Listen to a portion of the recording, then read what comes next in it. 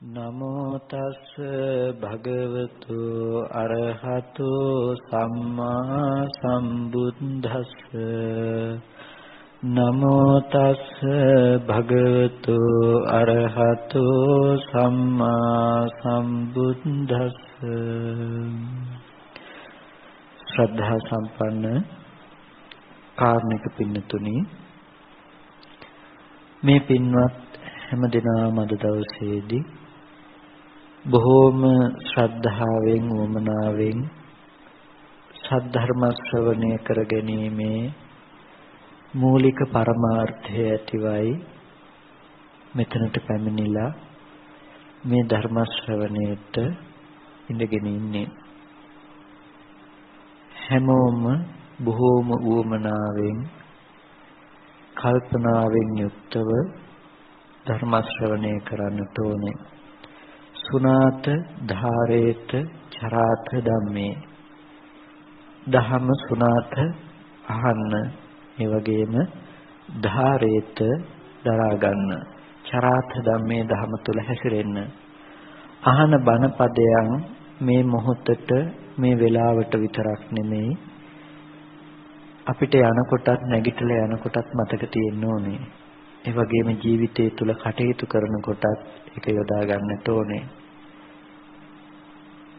සිහි මුලාවෙන් නැගිටින වෙලාවක අපේ ඔඩොක්කුවේ යමක් තිබුණොත් ඒ දේ බිමට වැටෙනවා වගේ මේ වචන ටික මෙතෙන්ට විතරක් සීමා වෙලා අපි ජීවිතයේ එක යොදාගත්තේ නැත්නම් මේ දේශනාව සාර්ථක බවට පත් වෙන්නේ නැහැ. ඒක නිසා දේශනාවේ සාර්ථකත්වය හෝ අසාර්ථකත්වයේ තියෙන්නේ මේ පින්නතුන්ගේ මත. මේ පින්නතුන්ට පුළුවන් මේක අහලා ජීවිතයට යොදාගෙන ඒ දේශනාව සාර්ථක කරන්න, ඒ වගේම ඒ දේශනාවේ ප්‍රයෝජන රහිත බවක් කරන්නත්. ඒක නිසා බොහෝම උවමනාවෙන් බොහොම කල්පනාවෙන් හැම කෙනෙක්ම සද්ධර්ම ශ්‍රවණය කරන්නට අවශ්‍ය වෙනවා. පින්නතුනි බුදු පියාණන් වහන්සේ අපි හැමෝටම වටිනා ධර්මයක් වටිනා දෙයක් දේශනා කළා. ඒ තමයි අපේ ජීවිතයේ තියෙන යථා ස්වභාවය. අපි කවුද, මම කවුද කියන එක පිළිබඳව තම තමන්ට තේරුම් කරගන්නට. නැතිනම් අපි ජීවත් වෙන ලෝකය මොකද්ද කියන එක අපිට තේරුම් කරගන්නට. එක දෙවියෙක් බුදුරජාණන් වහන්සේට එක වෙලාවකදී කිව්වේ ලෝකයේ කෙලවරක් හොයවීම සඳහා ඔහු එක ආත්ම භාවයක බොහෝ දුරක් ගියා කියලා. මේ වෙලාවේදී බුදු පියාණන් වහන්සේ දේශනා කළේ ලෝකය කියන එක තමන් තුළම හැදිලා තමන් තුළම නිරුද්ධ වෙන ධර්මයක් කියලා. ඒක නිසා ඒ ලෞතර බුදුරජාණන් වහන්සේ අවබෝධ කරගත්තේ පුබ්බේ අනනුස්සුතේසු ධම්මේසු චක්ඛුං උදපාදි ඥානං උදපාදි විද්‍යාව උදපාදි. පෙර නොයසූ විරු ධහමක තමයි ධම්මස පහළ වුණේ, ඥානය පහළ වුණේ, ආලෝකයේ පහළ වුණේ, විද්‍යාව පහළ වුණේ පෙර නොයසූ විරු දෙක. මොකද්ද පෙර නොයසූ විරු ආශ්චර්යමත් අద్භූත ධර්මය? ඒ ආශ්චර්යමත් ඒ අద్භූත ධර්මය අපේ ජීවිතයේ තියෙන යථාර්ථය මොකද්ද? දුක කියන එක ලෝකේ තියෙන උත්තරීතර ධර්මතාවයක්, අවබෝධ කළ යුතු ධර්මතාවයක්. ඒ අවබෝධයේ උත්තරීතරයි. ඒ වගේම දුකට හේතුව තණ්හාව, ඒ පිළිබඳව කරන අවබෝධයේ උත්තරීතරයි. ඒ වගේම දුක නැති කිරීම, දුක නැති කරන ප්‍රතිපදාව. දුකත්, දුකට හේතුවත්, දුකේ නැති බවත්, දුක නැති කරන ප්‍රතිපදාවත් මේ ලෝකෙ තුල ඒ ටික අවබෝධ කරගන්න ප්‍රඥාව බොහොම උත්තරීතරයි. අන්නේ උත්තරීතර බවට තමයි අපිට බුදුරජාණන් වහන්සේ මාර්ගය පෙන්වුවේ. බුදුරජාණන් වහන්සේ පුබ්බේ අනනුසුතේසු පෙර නොයසූ විරු විදිහට අවබෝධ කරගත්තෙත් අන්නේ දේ. අපේ ජීවිතෙන් කෙනෙක් දුක කියන්නේ මොකක්ද කියලා ඇහුවොත් අපිට දුක කියන්න බැරි වෙයිද? අපි දන්නවා ජාතිපි දුක්ඛා, ජරාපි දුක්ඛා, ව්‍යාධිපි දුක්ඛෝ, මරණම්පි දුක්ඛං, අප්පේහි සම්පයෝගෝ දුක්ඛෝ, පියේහි විපයෝගෝ දුක්ඛෝ, යම්පිච්ඡන් ලබති තම්පි දුක්ඛං. ඉපදීම දුකයි, ලෙඩවීම දුකයි, මරණය දුකයි, මහලු බව දුකයි, කැමැති දේ නොලැබීම දුකයි, කැමැති අයගෙන් වෙන්වීම දුකයි, අකමැති අය හා එක්වීම දුකයි. මේ දේවල් දුකයි කියලා අපි දන්නේ අපි බෞද්ධයෝ වුණ නිසාද? නෑ. අබෞද්ධයෝ දන්නවා. මේ දේ දුකයි කියන එක නිසා නෙමෙයි බුදුරජාණන් වහන්සේ අවබෝධ කරගත්තේ දුක. බුදු පියාණන් වහන්සේ අවබෝධ කරගත්ත දුක මේ දුකේ සීමාවට එහාට ගිය දෙයක්. පුබ්බේ අනනුස්සුතේසු කියලා කියන්නේ පෙර අහලා තිබ්බේ නෑ, පෙර දැනගෙන හිටියෙත් නෑ මේ දුක කියන එක. බෝසතාණන් වහන්සේගේ මවගේ කලුරිය කිරීම බෝසතාණන් වහන්සේ දැනගෙන හිටියේ නැද්ද? ගිහිගේ අතහැරලා යන්න කලින් සතර පෙර නිමිති දැක්කේ නැද්ද? කුඩා කාලේ ඉඳලම තමන් ළඟ හිටපු තමන්ගේ තාත්තා ටිකක් වයසයි කියලා දැක්කේ නැද්ද? දැක්කා. ලෝකෙ තුල මේ ඉපදෙන ලෙඩ වෙන ධර්මතාවය දැක්කා. වෙන කවද නොදැක්කත් සතර පෙර නිමිති දැකීම තුල හරි දැක්කා. එතකොට මේ දුක එහෙනම් පෙර නොයසූ විරු දුක නෙමෙයි. පෙර නොදැනගත්ත දුකකුත් නෙමෙයි.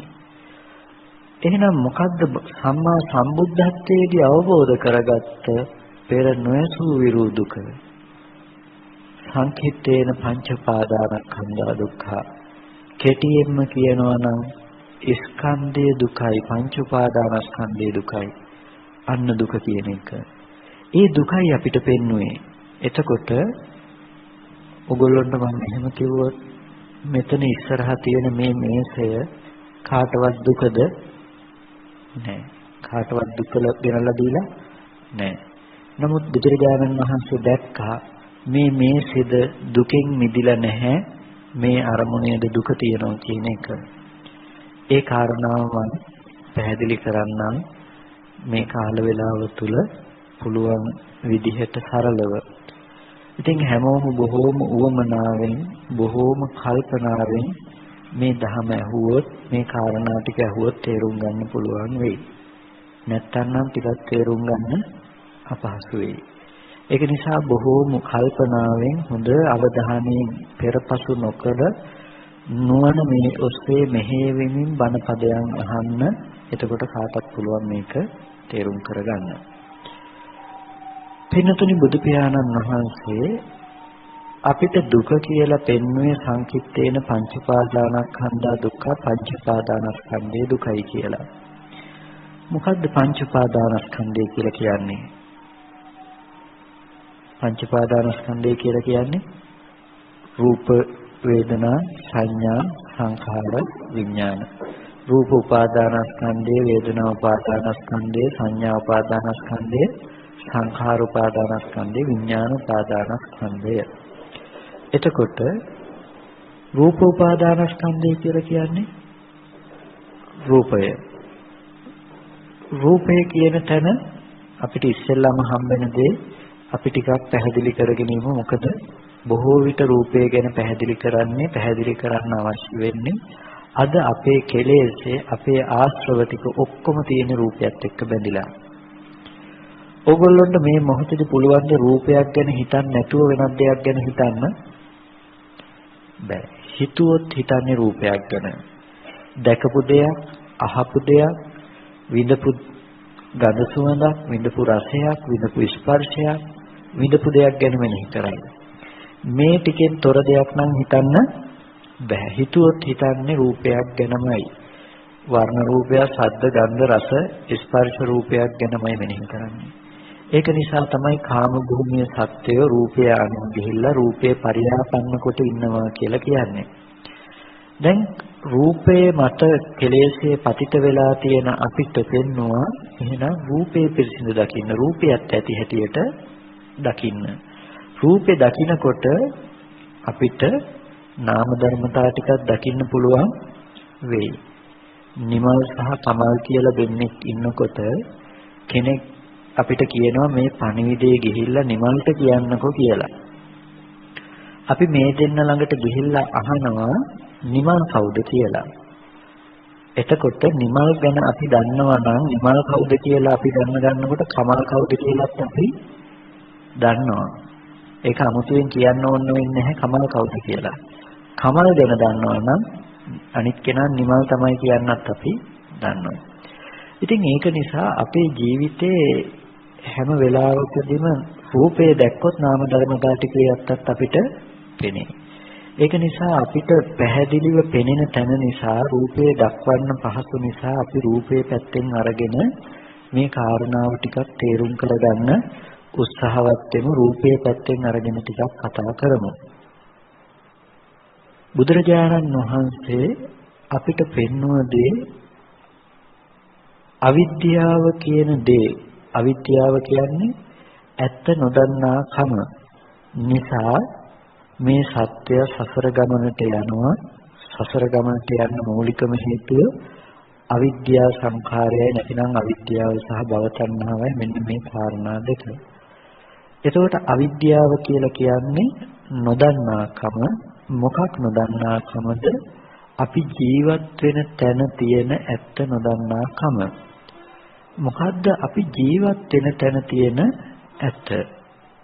අපි ජීවත් වෙන තැන තියෙන ඇත්ත නොදන්නවා නම් අපි ජීවත් වෙන තැන තියෙන වැරදක් තමයි අපි දන්නේ. ඒ දැක්ම තමයි වරදවා ගත්ත දේ තමයි පංච උපාදානස්කන්ධය කියලා කියන්නේ. පංච උපාදානස්කන්ධය කියන එක සරලවම කියනවා නම් ඕලාරිකවම කියන්නේ බොහොම ගොරෝසු මට්ටමෙම කියනවා නම් ඔයගොල්ලන්ට මේ මේසෙ තියනවා කියලා හිතෙන්නේ පංච උපාදානස්කන්ධයක්. කෙනෙක් ජීවත් වෙනවා කියලා හිතෙන තැනක් තියෙන්නේ පංච උපාදානස්කන්ධයක්. අම්මා ඉන්නවා, දුව පුතා ඉන්නවා, නෑදෑයෝ ඉන්නවා, ලෝකෙ තියෙනවා. මේ හැම තැනකම පංච උපාදානස්කන්ධයක් මත හදාගත්ත ලෝකයක්. ඒ පංච උපාදානස්කන්ධයක් මත හදාගත්තයි කියලා කියන්නේ අම්මා පේනවා කියලා හිතෙන තැනක ඇස් හමුවට අම්මව හම්බෙන තැනක අම්මා කියන රූපය ඇස් හමුවට එනකොට ඒ වර්ණ සටහන කියන තැන පාට කියන තැන අම්මා කියන රූපේ තිබුණද නැහැ. ඒ රූපේ අම්මා වුණොත් ඒ අම්මගේ හැඩයේම තියෙන ඒ පාටම තියෙන තව කෙනෙක් හිටියොත් ඒ රූපෙත් අම්මා වෙනවද? නැහැ. ඒ රූපේ අම්මා වෙන්නේ නැහැ. එතකොට ඒ රූපය අම්මා නොවෙන්නේ මොන හේතුවක් නිසාද? වර්ණ සතහන අම්මා නම් හැඩේ අම්මා නම් ඒකත් අම්මා වෙන්නේ නැහැ. රූපය අනාත්ම රූපය අපි ළඟට එනකොට අම්මා කියන බව හදාගත්තේ අපේ මනස තුල. මේ අම්මලා හොඳටම දන්නවනේ පුංචි ළමයෙකුට අම්මා වඳුන්නලා දෙන්න තියෙන අමාරුව නේද? මේ අම්මා පුතේ මේ තමයි අම්මා මේ තාත්තා අම්මා තාත්තා හඳුන්වලා දෙන්නේ හරි අමාරුයි. ඉතින් කියලා තමයි අම්මා තාත්තා හඳුන්වලා දෙන්නේ.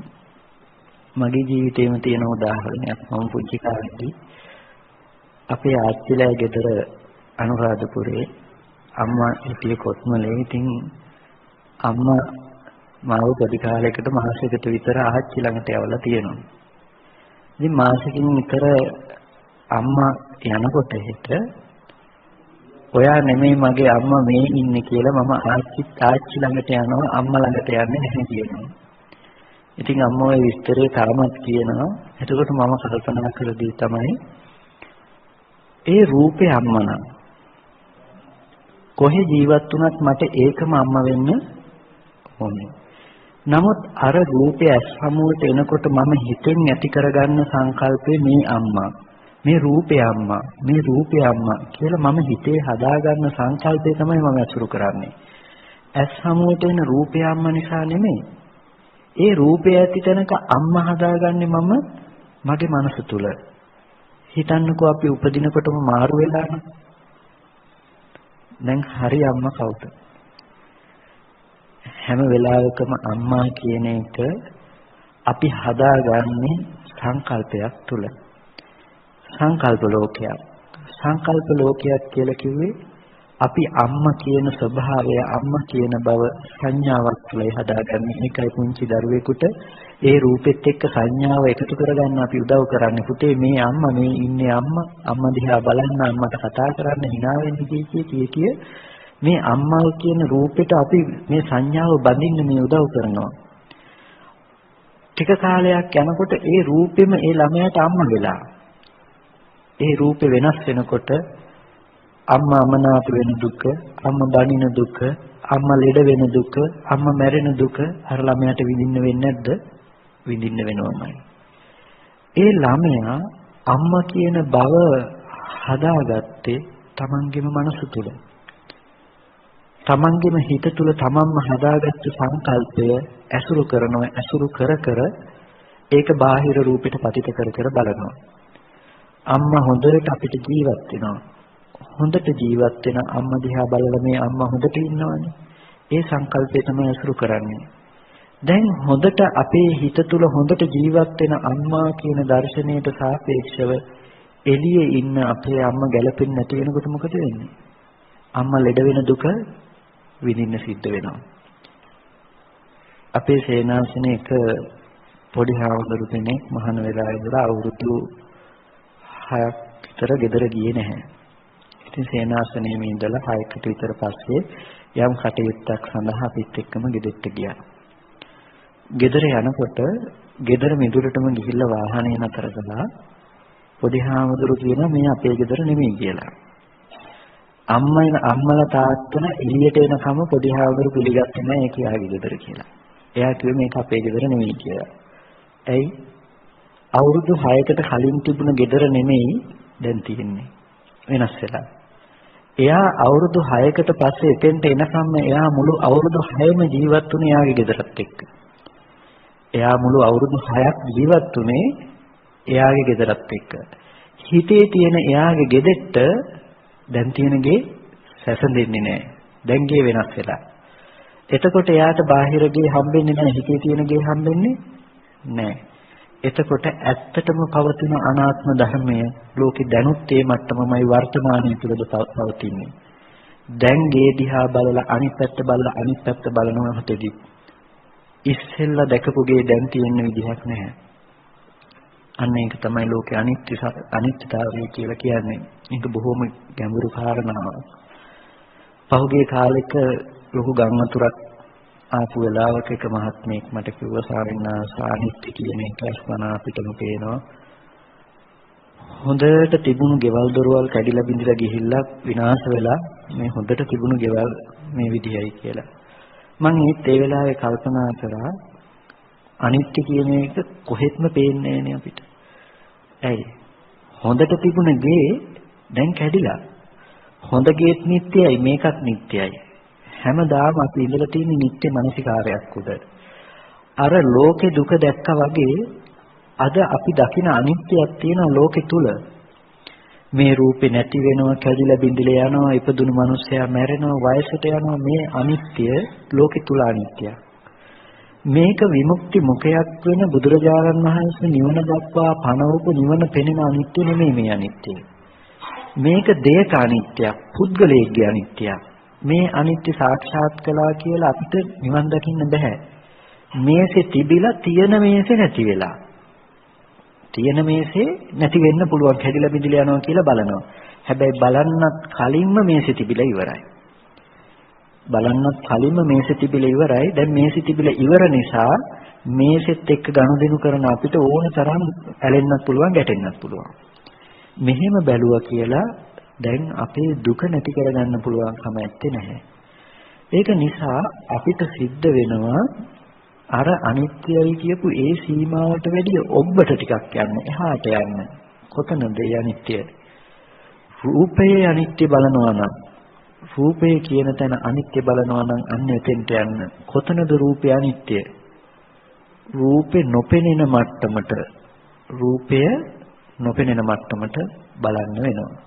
රූපේ නොපෙනෙන මට්ටමට කියලා කිව්වේ මේ රූපය අනිත්‍ය දකිනවා නම්, කැඩිලා බිඳිලා යන එක අනිත්‍යයි කියනවා නම් අපිට කලින් නිවන් දකින්න පිරිසක් තමයි විද්‍යාඥයෝ. විද්‍යාඥයෝ හොඳට ඇස් දෙකෙන්ම දකින්නෝනේ රූප කලාප බිඳි බිඳි යනවා ඉලෙක්ට්‍රෝන ප්‍රෝටෝන නියුට්‍රෝන මේවා බිඳි බිඳි යනවා ඒගොල්ලෝ ඇස් දෙකෙන්ම දකින්නවානේ රූප කලාප බිඳින හැටි. එහෙනම් ඒ කට්ටිය ඔක්කොටම කලින් නිවන් දකින්නවා. නමුත් මේ අනිත්‍ය දැක්කට නිවන් දකින්නේ ඇයි? ඒක තියෙන රූපේ වෙලා තියෙන බව තමයි හැමදාම අසුරු වෙලා තියෙන්නේ. එහෙනම් අපිට නිවන් දකින්න නම් අවශ්‍ය වෙන්නේ තියෙන දේ දකින්න දර්ශනය නෙමෙයි. තියෙනවා කියන තැන ඇත්ත දකින්න දර්ශනයක්. මොකක්ද ඇත්තටම මෙතන උනේ කියලා දකින්න දර්ශනයක්. ඒ දර්ශනයට අපිට හම්බෙන්නේ රූපය නොදන්නා මට්ටමක. රූපය නොදන්නා මට්ටමක කියලා කියන්නේ අපිට කවදාවත් රූපය දැනගන්න පුළුවන් කමක් නැත්තේ. ඕගොල්ලෝ හිතනවා නම් ඕගොල්ලෝ ගෙදර ගැන දැන් මතක් කරනවා නම් අපිට හිතෙනවා එළියේ තියෙන ගෙදර ගැන තමයි අපි හැමෝම මේ මතක් කරන්නේ කියලා. කාටවත් පුළුවන් කමක් නැහැ තියෙන ගෙදර මතක් කරන්න. ඇයි ඒ ගෙදර දකින්න වෙලාවේදී දැකපු අරමුණ ඉතුරු නැතුවම අනිත්‍ය වෙලා නැති වෙලා. නැති වුණු තැනක දැන් තමන්ගේම මනස තලු මරනවා. මනස ඇති හැටියට දැන් තමන්ම සිහිපත් කළ අරමුණ මිසක දැනගන්න, ගෙදර දැනගන්න පුළුවන් කමක් නැත්තේ නැහැ. එතකොට හැම වෙලාවකදීම තමන් ජීවත් වෙන්නේ තමන් හිතේ හදාගත්ත දර්ශනයකුත් එක්ක. ඊළඟට මෙතන බණීවර වුණාම කරන්න වැඩ කටයුතු මෙච්චරක් තියෙනවා කියලා තියෙන ධර්මතාව ටික ඔක්කොම යොදාගෙන ඉන්නේ ඔක්කොම අනාගතයට ප්ලෑන් කරගෙන ඉන්නේ අපි අපේ මනසත් එක්ක නෙමෙයිද? මනසත් එක්ක. තියෙන දේ ඔස්සේ ගැට ගහ තියෙන දේවල් ඔස්සේ බලාපොරොත්තු වෙවි හැම දෙයක්ම ගැට ගහ ගිහිල්ලා තියෙන්නේ අතීතාන්තයේ ඔස්සේ අතීතාන්තයේ අසුරු කර අනාගතයේ ගැන හිතේ ඉඳලා තියෙනවා. කවදාවත් වර්තමානයේ කියන තැන සිහිය නුවණ පවතින්නේ නැහැ. අතීතං ඒකෝවන්තෝ අනාගතං ඒකෝවන්තෝ පච්චුප්පන්නං මජ්ජ. අතීතයේ එක්කන්තයක් අනාගතයේ එක්කන්තයක් වර්තමානයේ මැදයි. ඒ වගේම යදතීතං පහීනන්තං අත්පත්තං ච අනාගතං. අතීතයේ යමක් තිබුණා නම් ඒක ඉවරයි. අනාගතයේ පැමිණිලා නැහැ. පච්චුප්පන්නේ චේ ධම්මේ තත්ත විපස්සති. වර්තමානයේ යම් ධර්මයක් තියෙනවා නම් ඒ තන විදර්ශනා කරනවා. අසංහීරං අසංකුප්පං. එතකොට අපිට අද කරන්න තියෙන එක දෙයයි. අතීතාන්තයේ ඇසුරු නොවි අනාගතාන්තයේ ඇසුරු නොවි වර්තමානයේකට හිත ගන්න. වර්තමානයේකට හිත ගන්න අපිට පුළුවන් කමක් නැහැ. සම්මා දිට්ඨිය කියන දේ නැත්තම් ඇත්ත ඇති හැටියට දකින නුවණ නැත්තම් ඇත්ත ඇති හැටියට දකින නුවණ කියලා කියන්නේ පෙනෙන ඇහෙන අරමුණුත් එක්ක අපි අපේ නුවණ ඥාන දර්ශනය පවත්වනවා ඒ හැම අරමුණකම ඇත්ත ඇති හැටියට දකින විදිහට. අද අපිට පේන ලෝකේ ඉදිරිපසින් තියෙන දේ අල්ලන්න පුළුවන් අල්ලන දේ දකින්නත් පුළුවන්. ඒක තමයි අපේ දර්ශනය. ඒ වගේම දකින්න දේ ගැන මට හිතන්නත් පුළුවන්, කල්පනා කරන්නත් පුළුවන්. මේ විදිහට මේ තියෙන්නේ ආයතන ටික එකට ගැට ගහගෙන. ඇහෙන් පේන දේ අතින් අල්ලන්න පුළුවන්, අතින් පේන දේ හිතින් හිතන්න පුළුවන් කියලා ආයතන ටික එකට ගැට ගහගෙනයි මේ තියෙන්නේ. දැන් මේ ගැට ගහගත්ත කාරණාවේදී අපිට සිද්ධ වෙනවා නිර්වුල් කරගන්න ආයතන ටිකේ ධර්මතා ටික. කාටවත් පුළුවන්ද ඇහෙන් මේසේ දකින්න? එහෙනම් මේ පේන්නේ මොකද්දනේ? ඇහෙන් මේසය දකිනවා නම් අපිට ඇහැට පේන්නේ මොකද්ද? වර්ණ සටහනක් විතරයි. ඇහැට පේන්නේ වර්ණ සටහනක්. හැඩතලයක් පේනවා කියලා අපි කියනවා නම් හැඩතලයේ පේන්නේ වර්ණ සටහන මෙතනින් ඉවරයි, පරික්ෂිප්තයි. මේ ඉවර නිසා තමයි හැඩතලයේ පේන්නේ අපිට. ඇහැට ගැටෙන්නේ පාටක්, වර්ණයක්. වර්ණයක් ඇහැට පෙනෙන තැනක හැම වෙලාවකදීම මේ පාට මේසෙ වුණාද? පාටට මේසෙ තිබුණේ නැහැ. පාටට මේසෙ තිබුණොත් මේ පාට තියෙන හැම තැනකම මේසයක් තියෙනවා කියන්න වෙනවා. පාට මේසෙ වුණොත් එහෙම පාට තියෙන හැම තැනකම මේසෙ තියෙන්න වෙනවා. නමුත් පාට තියෙන හැම තැනකම මේස ඇත්තේ නැහැ. ඒ කියන්නේ පාට මේසේ නෙමෙයි. පාට මේසේ නොවනකොට මේ වගේ පාට ටිකක් ඇති තැනක මේ පාට දකින්නකොටම අපේ හිතේ නෙමෙයිද හටගත්තේ හිතේ තිබුණ නිමිත්ත නෙමෙයිද අසුරු කරේ මේක මේසි කියලා මේ පාට මේ හැඩේ තියෙන මේසි කියලා අපි අසුරු කළේ අපේ හිතේ හදාගත්ත නිමිත්ත. ඒ හිතේ හදාගත්ත නිමිත්ත අසුරු කරන අපි ඒක දැක්කා එළියේ තියනවා කියලා. හිතේ තිබුණ මේසේ අසුරු කළේ හිතේ තිබුණ මේසේ අසුරු කරපු අපි හිතුවා එළියේ තියෙන මේසෙයි දකින්නේ කියලා. දැන් මේසේ හදාගත්තේ මේසේ පරිහරණය කළේ සම්පූර්ණ මනෝමය සිද්ධියක් තුළ.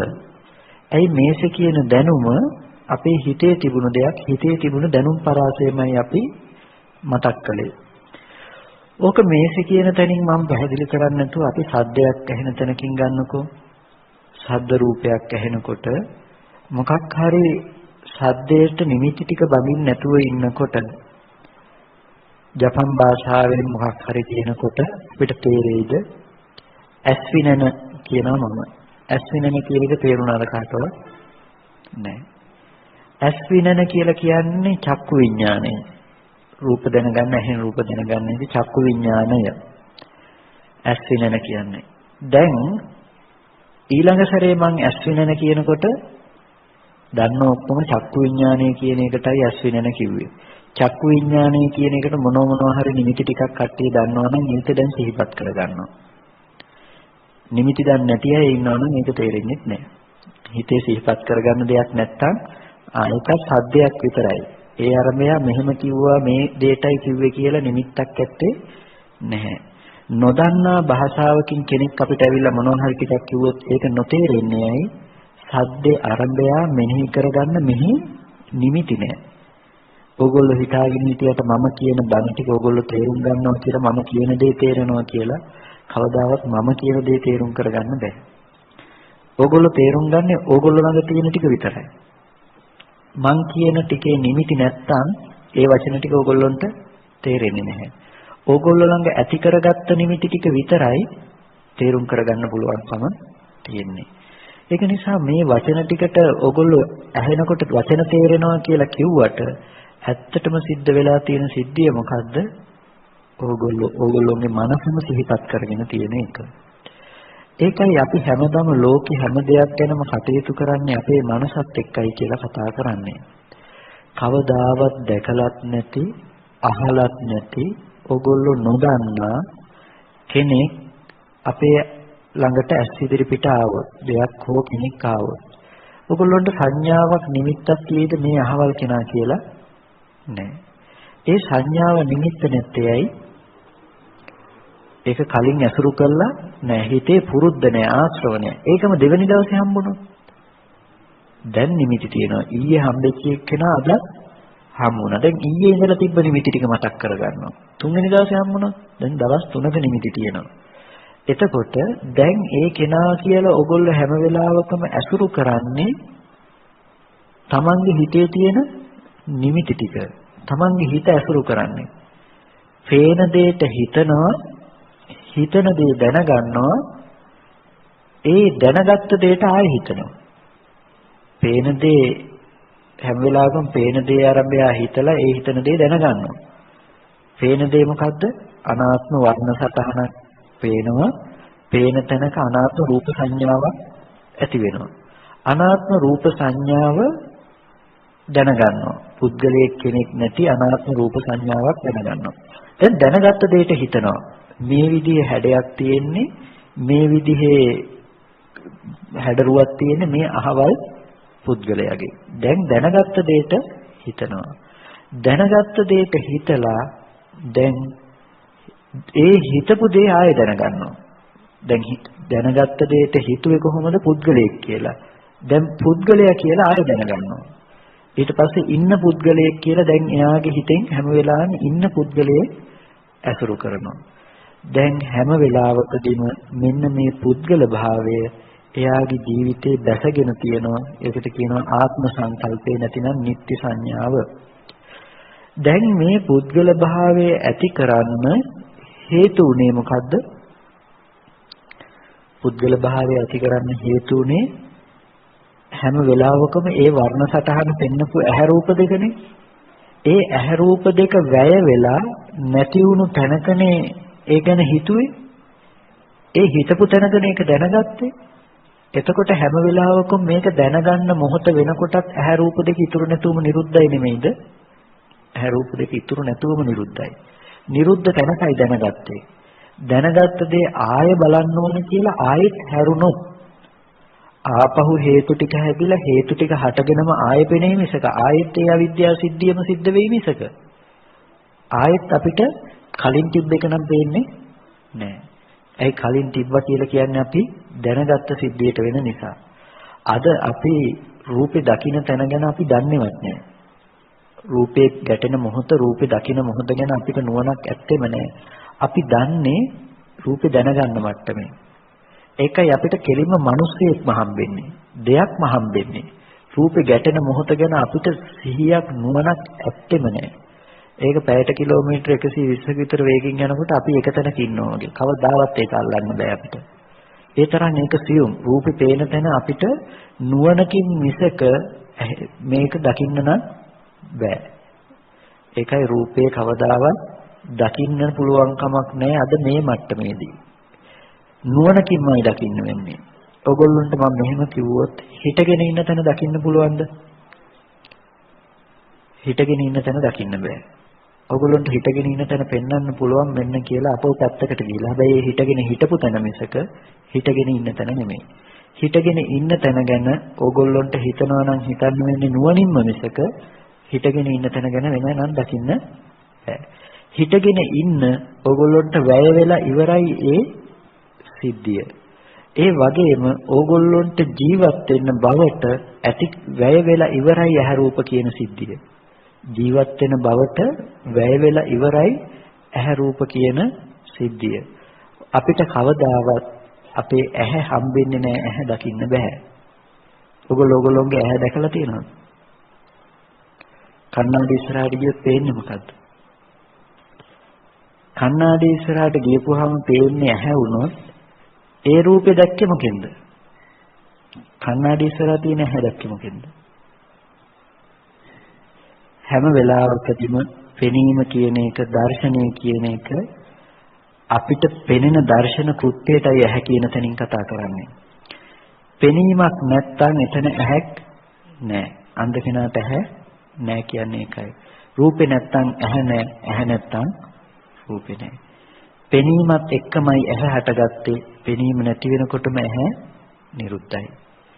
පෙනීම නැති වෙනකොටම ඇහැ නිරුද්ධයි. ඒ වගේම ඇහත් එක්කමයි රූපේ හටගත්තේ. ඇහැ නිරුද්ධ වෙනකොටම නිරුද්ධයි. හැම වෙලාවකදීම ඇහත් එක්කම රූපේ හැදුනා, රූපෙත් එක්කම ඇහැ හැදුනා. මේ දෙකම එකට හටගත්තේ අහුත්වා සම්භූතං. පෙර නොතිබී මේකට හටගත්තා. පුත්වා නභවිස්සති, පෙර ඉතුරු නැතුවම මේක නිරුද්ධ වෙනවා. මේ සිද්ධිය වැය වුණු තැනකයි හිතට අනාත්ම රූප සංඥාවක් ඇති කරගන්නේ. අනාත්ම රූප සංඥාවක් ඇති කරගන්නකොට ඕගොල්ලොන්ට කවදාවත් අනාත්ම රූප සංඥාව දිහා බලලා රූපේ ගැන තීරණය කරන්න පුළුවන් කමක් නැහැ. ඇත්තටම අපේ ජීවිතේ පැවතිලා තියෙන්නේ ඇහැ, කන, නාසය, දිව, ශරීරය කියන ටිකක. නමුත් ඒක අපිට හම්බෙන්නේ නැහැ. ඒ වුණාට හම්බෙන්නේ නැති වුණාට අද අපිට ඇහැ දකින්න පුළුවන්. කන දකින්න පුළුවන්. ශබ්ද එළියේ තියෙනවා, කනත් මෙහි තියෙනවා, ශබ්ද අහන්න පුළුවන්, රස විඳින්න පුළුවන්, ගඳ සුවඳ විඳින්න පුළුවන්. අපේ ඇහැ එළියෙන් අපිට දකින්න පුළුවන් වන තාක් කාලයක් අපේ ඇහැ බාහිර රූපායතනෙන් දකින්න පුළුවන් වෙන තාක් කාලයක් සසර දුකින් නම් මිදීමක් නැහැ. ඇයි? අපිට හැමදාම ඇහැ ගැන තියෙන්නේ රූපේ පිරිසිඳ නොදන්නා මට්ටමක නිසා. ඇස්සු රූප බාහිර තියෙනකන් ඒක ඇහැ වෙලා නැහැ අපිට. ඇහැ කියන තැන හැම වෙලාවෙම දර්ශන කෘත්‍යයෙන්ම අවබෝධ කරගන්න. පෙනීමත් එක්කමයි ඇහැ හැදෙන්නේ. පෙනීමත් ඇහත් එක්කමයි රූපේ හටගන්නේ. ඒක එතනම ඉතුරු නැතුව නිරුද්ධ වෙනවා. හිතෙන් රූපේ දැනගන්න මට්ටමට එනකොටම දැනගන්න තැනට එනකොටම ඇහැ රූප දෙක ඉතුරු නැතුවම නිරුද්ධයි. නිරුද්ධ වුණ තැනක අපිට නිත්‍ය සංඥාවක් අනිත්‍ය වුණ තැනක නිත්‍ය සංඥාවක් හට ගන්නවා. ඒකට කියනවා විපල්ලාසය කියලා. විපල්ලාසය නිසා හිතේ පෙරළුණු සංඥාව නිසා අපිට හැම වෙලාවකදීම රූපය ඇති හැටියට රැස් කරගන්නවා. රූපේ ඇති හැටියට රැස් කරගන්නවා. ඇති හැටියට රැස් කරගත්ත නිසා ආයෙත් සමුවට එනකොට කලින් තිබ්බ රැස් කරගත්ත අරමුණම සිහිපත් කරනවා. රූපේ අනිත්‍ය වුණා කියලා ඇහැ රූප දෙකේ Nirodha හසු වෙන්නේ නැහැ අපිට. හැම වෙලාවෙම රූපය ඇති බවට මෙනෙහි කරනවා. ඇති බවට මෙනෙහි කළා ආපහු රූපයස් කරගන්නවා. මේක තමයි අපි යන චක්‍රය. යම් කිසි දවසක අපිට පුළුවන්කම ලැබුණොත් දිත්තේ දිත්තමත්තං සුතේ සුතමත්තං මුතේ මුතමත්තං විඤ්ඤාතේ විඤ්ඤාතමත්තං කියන තැනට අපේ නුවණ ගන්න. අන්න එදාට අපිට පුළුවන් මේ දුක නැති වෙන තැනට කටයුතු කරන්න. දිත්තේ දිත්තමත්තං කිව්වේ දැකීමක් විතරයි කියන තැනට. දැකීමක් විතරයි කියලා කියනකොට ඒක බොහොම ගැඹුරු කාරණාවක්. මේ රූපයේ එළියේ තියෙනවා දැක්කට පස්සේ ඒ ගැන හිතන්නේ නැතුව ඉන්නවා කියන තැනකින් නෙමෙයි දැකීමක් විතරයි කියන්නේ. දැකීම කියන තැන දැකීමක් විතරයි කියනකොට පිරිසුදුම අවස්ථාව දැකීමක් විතරයි වෙන. ඒක කෙලෙස් හිතිලා නෑ දෙයක් තියෙනවා කියලා හම්බෙන්නේ නෑ. අද අපි රූප දකින්නේ රූප දැනගන්නවා. උදාහරණයක් කිව්වොත් කාටත් මෙතන මේ මල් බුකේක පේනවනේ නේද? පේනකොට මෙතන තියෙන මේ රෝස් මලේ මෙතන මේ නටුවක් තියෙනවා. දැන් ඕගොල්ලන්ට මම උන්ට පෙන්නපු නිසා මේ මලක් නැති නටුව ඕගොල්ලෝ දකි. හැබැයි ඕක නොපෙන්නා ඉඳලා මම ඔයගොල්ලෝ එළියට ගියාට පස්සේ අහනවා ඔයගොල්ලෝ දැක්කද අර ඇතුලේ තිබුණ මල් බුක්කියකේ මලක් නැති නටුවක් තියෙනවා කියලා අහුවොත් ඔයගොල්ලෝ මොකක් කියයිද?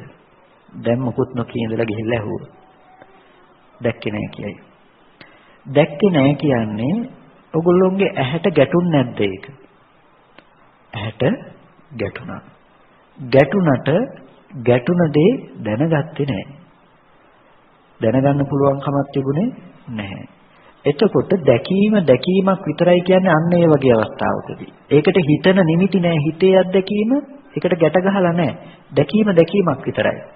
ඔගොල්ලොන්ට යථාභූත විදිහටම මෙතන හාමුදුරු කෙනෙක් ඉන්නවා කියන සංඥාවත් මෙතන මේ දැහැත්වට්ටිය තියෙනවා කියන මේ රූපෙත් සම්පූර්ණම දැකීමක් විතරක් වෙන විදිහටමයි එකට ආවේ. ඇහැට පතිත වීමේදී මේක විශේෂ වෙලා මේක අවිශේෂ වෙලා ඇහැට පතිත උනේ නෑ. දෙකම එකම මට්ටමකින් ඇහැට පතිත උනේ. නමුත් හිතෙන් අපි අරමුණු කරනකොට අරමුණු කරලා දැනගැනීම නම් වෙනස් බවක් තිබුණා.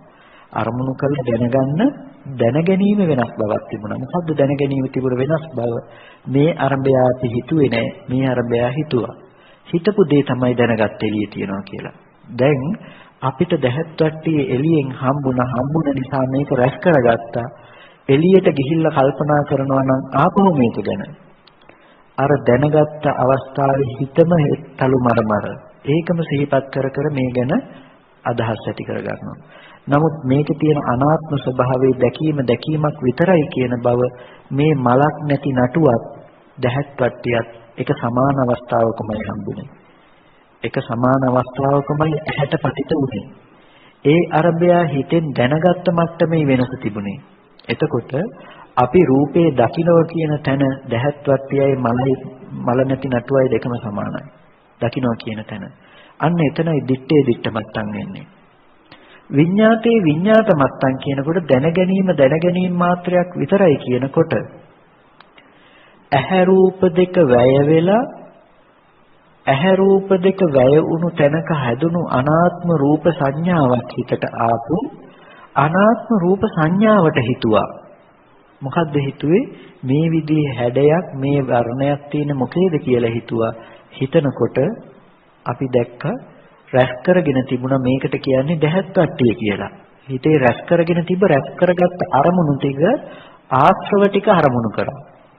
ආශ්‍රව හිතේ තිබුණ කෙලෙසෙම දැනගත්තා. දැහැත්වට්ටියයි කියන ආශ්‍රව ටිකම දැනගත්තා. දැන් දැනගත්ත අරමුණ එළියේ තියෙනවා කියලා හිතුවා. සම්පූර්ණම අවිද්‍යාවක් නෙමෙයිද? රූපේ නිරුද්ධ වුණ තැන නෙමෙයිද? වැය වුණු තැනක නෙමෙයිද මේ දැහැත්වට්ටිය දැනගත්තේ? වැය වුණු තැනක. මේ ඇත්ත දැක්කෙම නෑ. මේ ඇත්ත හසු වුණේම නෑ. හසු නොවුණු තැනක තමයි අපි පුද්ගල භාවයෙන්ම මේක හැම වෙලාවෙම දැහත් වට්ටිය කියන ස්වභාවයෙන් මේක ඇසුරු කළේ.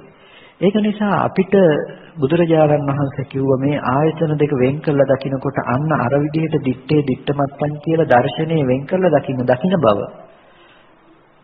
හිතන බව වෙනම දකින්න හිතෙන් උපද්දපු සංඥාවක් හිතින්ම දැනගත්ත මිසක රූපේ දැනගන්න පුළුවන් කමක් තිබුණේ නැහැ කියලා රූපේ අනිත්‍ය සාක්ෂාත් කරගන්න. අරමුණක් පේනකොට ඒකේ ආපහු මුලට ගිහිල්ලා ඒකේ ඇත්ත දකින්න කියලා බුදුරජාණන් වහන්සේ අපිට පෙන්වුවා.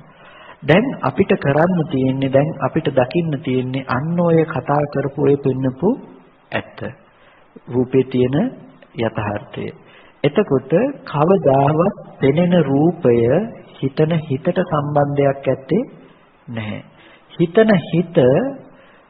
හිතන කොටත් රූපේ ඉතුරු නැතුව නිරුද්ධ වෙලා ඒ හිත රූපෙට සම්බන්ධයක් නැහැ. මේ දෙක වුණොන්ට වැය වුණු ඉතුරුවක් නැතුව නිරුද්ධ වුණ ධර්මතාවයක්. එතකොට අන්න අපිට රූපේ අනිත්‍ය බව එතනින් සාක්ෂාත් කරන්න වෙනවා. එතකොට තිබුණ gedara නෙමෙයි අපිට අනිත්‍ය වෙලා තියෙන්න ඕනේ. වර්ණ සටහන අරඹයා ගේ කියලා හදාගන්න තැනම අපිට අනිත්‍ය බව සාක්ෂාත් වෙලා.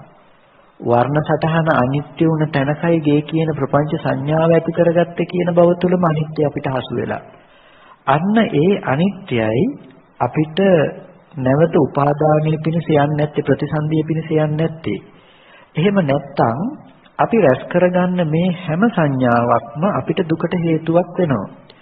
දැන් ඕගොල්ලන්ට මම කිව්වොත් අපි හැමෝටම රුවන්වැලිසෑය මතක් කරන්න පුළුවන් නේද? රුවන්වැලිසෑය මතක් කරනකොට අපේ අදහස තියෙන්නේ එහි තියෙන රුවන්වැලිසෑය තමයි මේ මතක් කරන්නේ කියලා. කාටවත් එහි තියෙන රුවන්වැලිසෑය මතක් කරන්න පුළුවන්ද? තියෙන රුවන්වැලිසෑය මතක් කරන්න පුළුවන් නම් දැන් කියන්න බලන්න රුවන්වැලිසෑය ළඟ සිද්ධ වෙන පින්කම් මොනවද කියලා මේ වෙලාවේ. අපි තියෙන රුවන්වැලිසෑය නෙමෙයි අපි මතක් කරගන්නේ. අපි දැකපු අරමුණක නිරුද්ධ වුණ තැනක තිබුණු සංඥාවක් උපද්දලා අරගෙන සංඥාව මෙනෙහි කළ සංඥාවයි දැනගත්තේ. අපි අපේ හිතම දැනගත්ත කියන එක කවදාවත් හම්බෙන්නේ නැහැ. අපිට හම්බෙන්නේ එකම තැනකින් කොතනද? රුවන්වැලිසෑයම මතක් කළා කියන. ඒක තමයි අපේ කෙලෙසේ. ඒක තමයි භවය රැස් කරගත්ත. රූපේ තියෙනවා. රුවන්වැලිසෑය තියෙනවා. දැන් රුවන්වැලිසෑය තියෙනකන් රුවන්වැලිසෑය විඳින්න පුළුවන් මානසික මට්ටම අපිට තියෙනවා. යන්න හේතු ටික නැද්ද රුවන්වැලිසෑය වඳින්න යන් කියලා තියෙනවා. කය මෙතනින් අරගෙන යන්න බෑ නම් මේ කය මෙතනම දැම්ම රුවන්වැලිසෑය විඳින්න පුළුවන් තැනක ප්‍රතිසන්දි වශයෙන් යනවම තමයි. රුවන්වැලිසෑය විඳින්න පුළුවන් මට්ටමක මම කියන්නේ රුවන්වැලිසෑය ළඟ උපදිනවා කියලා. නමුත් රුවන්වැලිසෑය මට්ටමේ රූප නිමිති විඳින්න පුළුවන් තැනක ප්‍රතිසන්දිය ගන්නවමයි. හැබැයි ප්‍රතිසන්දි ගත්තට පස්සේ එයාට පේන්නේ දැන් රුවන්වැලිසෑය විතරක් නෙමෙයි. ඒ මට්ටමේ තියෙන ඕන රූප ආයතනයක් එයාට පේනවා. ඒ මට්ටමේ තියෙන ශබ්ද එයාට තියෙනවා. එතකොට අපේ භවයටයි හැම වෙලාවෙම විපාකයේ ප්‍රතිසන්දි විපාකෙ තියෙන මේ රැස් කරගත්ත භවයට. ඒක නිසා දැන් ඕගොල්ලොන්ට මේසේ කියන මේ එකම සංඥාව නිසා මේ මේස බව නිසා ප්‍රතිසන්දියක් ගන්න හේතු ටික නැද්ද? අන්තිම මොහොතේ මරණාසන්න මොහොතේ මේ මේසේ ගැන ඕගොල්ලොන්ට නිමිති ඇති වුණොත් ඇලෙන විදිහට ලෝභ සහගත චේතනා ටිකක් ඇති වුණොත් ඕගොල්ලොන්ට මේ ටික හේතු කරගෙන දුගතියකට හරි කාම භූමියේ දුක් විඳනකට හරි යන්න හේතුවක් නෙමෙයිද මේ රැස් කරගෙන තියෙන්නේ හේතුවක්. මතු ප්‍රතිසන්දිය පිටස යන්න හේතුවක්. අපි හිතමු ඕගොල්ලොන්ට මේසේ ආරම්භ කරගෙන මතක් වුණේ මේ ධර්මාසනයක් නැත්නම් බණ අහපු සිද්ධියක් ගැන. දැන් මේ සිද්ධිය තුළ මේසේ ඇත්ත කරගත්ත එක කුසල මනසිකාරයක්. ඕගොල්ලෝ හැබැයි උප්පත්තිය ගන්න මේසේ විඳින්න පුළුවන් තැනක. මනුස්ස ලෝකෙක හරි කොහේ හරි මේසේ විඳින්න පුළුවන් තැනක. උපදින තැන යම් ලෙඩක් දුකක් විඳිනවා නම් අම්මා තාත්තා මැරෙන දුකක් දුව පුතා දුක් විඳින දෙයක් අපි ලෙඩ රෝග හැදෙන බවක් වයසට යෑමක් ජාති ජරා ව්‍යාධි මරණ ශෝක පරිදේ යම් තාක් දුකක් විඳිනවා නම් එතන ඉඳන් අනන්ත අප්‍රමාණ සසර දුකක් විඳිනවා නම් ඒ හැම දුකටම හේතුවක් වුනේ නැද්ද මේ කුසල් හෝ වේවා අකුසල් හෝ වේවා එකම මේස කියන නිමිත්ත හේතුවක් වුණා. එකම මේසේ කියන නිමිත්ත ඇති කරගෙන අපි අනන්ත අප්‍රමාණ සසර ගමනකට යන්න පුළුවන් හේතුවක් මේ රැස් කරගත්තේ. අන්න ඒකයි බුදුරජාණන් වහන්සේ දුක අවබෝධ කරගත්තේ.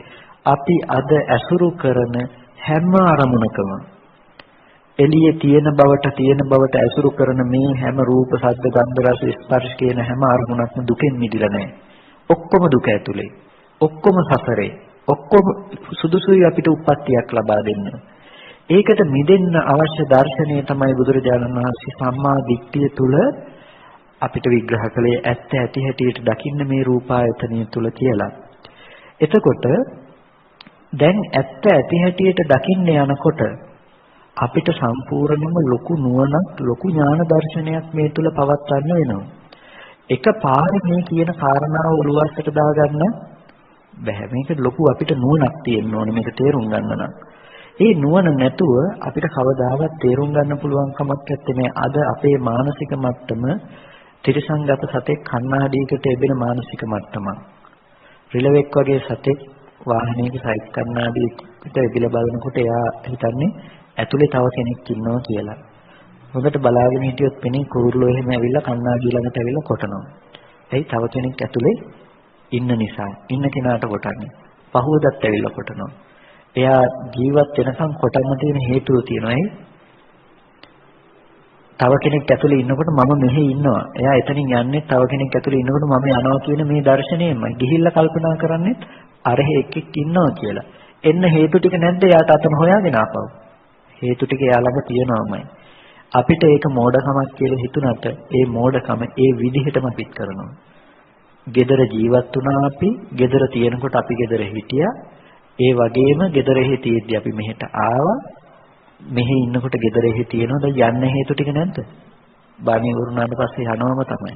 ඒක නතර වෙන්නේ නැහැ. ඒ වගේමයි දැන් පන්සල රැස් කරගත්තා. විහාරේ තියෙනවා, තියෙන විහාරයට එන්න හේතු ටිකක් තියෙනවා. යන තැන අඩිසටහන් තියලා යන්නේ කාටද? මාරයට. පස්සෙන් හොයාගෙන ඉන්න පුළුවන් කොහෙටද යන්නේ කියලා.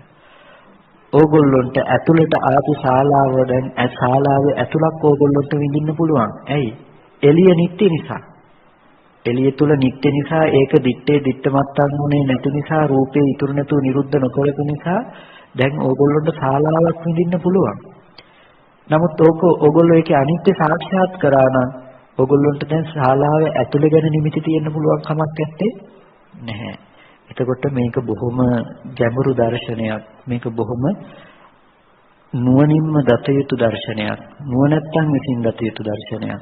එතකොට මේක මේ වගේ සුළු කාල වේලාවකින් අපිට කතා කරලා ඉවර කරන්න පුළුවන් කාරණාව නෙමෙයි. බොහෝම විග්‍රහ කරලා බොහොම ගැඹුරට අපිට දකින්න ඕනේ කාරණාව. හැබැයි බැරි කමකුත් නෑ. මේ කාරණාව නොදක මේ ලෝකෙ කෙනෙක් දුක නැතුව ඉන්නවා කිව්වට කවදාවත් ඒක වෙන දෙයක්වත් නෙමෙයි. දුකම පරිහරණය කරනවා දුක තුල පිහිටලා. ඒක නිසා අපිට හැමදාටම මේ කාරණාව යම් කිසි දවසක කෙනෙක් අවබෝධ කරගත්තොත්මයි දුකෙන් මිදෙන්නේ. අද අපිට අපේ නුවණ මට්ටමට තේරෙයි. නමුත් අපිට යම් කිසි දවසක පුළුවන් නම් මේක ජීවිතේ වෙන මට්ටමට අවබෝධ කරගන්න එන්නේ දාටයි මිදීම වෙන්නේ. ඒක නිසා හැමෝම මේක ජීවිතේ මීට වැඩිය ගොඩාක් ප්‍රායෝගික කරගන්න අපිට ලැබිලා තියෙන කාලය මේ වෙලාවේදී ඉවරයි. ඒක නිසා මේ කාරණා ටික මෙතනින් ඉවර කරගන්න එපා. මෙතනින් එහාට තමන්ගේ නුවණ අරගෙන යන්න. සමහර වෙලට අපි කරන භාවනාවක හිත එකඟ වෙනකොට ඒ එකඟතාවයේ නැගිටලා වැඩක් කරනකොට නැති වෙන්න පුළුවන්. නමුත් මේ ඇති කරගන්න නුවණ නැති වෙන්නේ නැහැ. ඒක තමයි ලෝකෝත්තර මාර්ගයේ තියෙන ලක්ෂණය. දාරුචීරිය තෙරුන් වහන්සේට දිත්තේ දිත්තමත්තන් සුතේ සුතමත්තන් මුතේ මුතමත්තන් විඤ්ඤාතේ විඤ්ඤාතමත්තන් කියනකොටම ධර්මය අවබෝධ වුණා. ඒ සසරේ ඒ තරම් වඩලා තිබුණා. ඒ හුරුව නැති වෙන්නේ නැහැ. ඒ නුවණ නැති වෙන්නේ නැහැ. ඒක නිසා ඕගොල්ලෝ මේ නුවණ පුරුදු කරන්න ජීවිතේට මේ ඥාන දර්ශනය පුරුදු කරන්න. මේ ආර්ය දර්ශනය සම්මා දිට්ඨිය පෙරටු කරගෙන තියෙන්නේ. ඇත්ත ඇති හැටියට දකින බව පෙරටු කරගෙන තියෙන්නේ. ඒක නිසා මේ දර්ශනය පෙරටු කරගෙන ගියොත් එයාට කවදාවත් වරදින්නේ නැහැ. අද අපිට නුවණ නැත්තම් මේක තේරුම් කරගන්න අපි වෙන තැනකින් සීමා වෙලා හරියන්නේ කොහොම හරි බණ ටිකක් අහලා මේක තේරුම් ගන්න එක තමයි කරන්න වෙන්නේ. අපිට මේක දැනගෙන ඔක්කොම අවබෝධ කරගෙන මෙතෙන්ට ආවේ නැහැ. අපිත් නිදි කිර හරි බණ අහලා තමයි මේ මට්ටමට ආවේ යමක්වත් තේරුම් ගන්න මට්ටමට ආවේ. ඒ නිසා කාටවත් බැරි කමක් නැහැ. හැමෝටම පුළුවන් තමන්ගේ ජීවිතය තුළ මේක අවබෝධ කරගන්න මට්ටමකට එන්න. ඒක නිසා අවශ්‍ය වෙන්නේ උත්සාහයයි වීරියයි. අපිට පිපාසය තියෙනවා නම් ලිඳේ අඩියේ වතුර ටික තියෙන ටික ගන්න ලණුව දිගමදි වෙනකොට පිපාසය සංසිඳව ගන්න අවශ්‍ය කෙනා මොකද කරන්නේ? තව ලණු කෑල්ලක් හරි තනකොළ ටිකක් හරි අඹරලා අරගෙන ලණුව දික් කරගන්න බලනවා. අපිට නුවණ මදි නම් දහම ගැඹුරුයි කියලා හිතන්න එපා. දහම ගැඹුරුයි නෙමෙයි අපි නොගැඹුරුයි. ඒක නිසා අපි ටිකක් උස වෙන්න. එතකොට අපිට ටිකක් ගැඹුරට බහින්න පුළුවන් මේ. ඒක නිසා අපේ නුවණ ටිකක් වැඩි කරගන්න. කොහෙන් හරි තව ටිකක් බණ දහන්න අහන්න. වස්සග්ග පරිණාමෝ දේශනා අහන්න. නිවනට නැඹුරු වූ නිවන ප්‍රතිසංයුක්ත කාරණා අහන්න ජීවිතේට. අන්න ඒක ජීවිතයට යොදා ගන්න. එතකොට අපිට මේ ධහම තුල තව ටිකක් ඉදිරියට යන්න, මේ ධහම තව ටිකක් අවබෝධ කරගන්න පුළුවන්කම ලැබෙයි. වෙනදා හිටියට වැඩි යම් කාරණාවක් අද තේරුණා නම් හෙට ඕගොල්ලන්ට මේ ටිකම අහුව සමහරට මීට වැඩි දෙයක් තේරෙයි. තව දවසක තවත් මේ සමාන ධර්ම දේශනාවක් හරි බණ පොතක් හරි බැලුවොත් ඕගොල්ලන්ට මීටත් වැඩි යමක් ඇත්ත නේද කියලා තේරෙයි. ඒක නිසා ඒකේ මට්ටමින් කෙලවර කරගන්න නැතුව ජීවිතේට හැමෝම ප්‍රායෝගිකව යොදා ගන්න කියන එක කල්යාණ මිත්‍රයෙක් විදිහට මතක් කරනවා. හොඳයි හැමෝම මේ වෙලාවේදී කල්පනා කරගන්න මේ විදිහට සද්ධර්ම ශ්‍රවණය කරගෙන බොහෝම වටිනා කුසල ධර්ම රාශියක් සිද්ධ කරගන්න යෙදුණා. මේ සිද්ධ කරගත්ත සියලු කුසල ධර්මයන් අපි මේ වෙලාවේදී අනුමෝදන් කළ යුතුයට අනුමෝදන් කරමු. පළමුවෙන් මම හැමදාම මේ කුසල් අනුමෝදන් කරනවා අපිට අර්ථයෙන් ධර්මයෙන් අනුශාසනා කරපු අපේ ධර්මාචාර්ය අවසරයි මා කඩවල සුදස්සන ස්වාමීන් වහන්සේට ඒ වගේම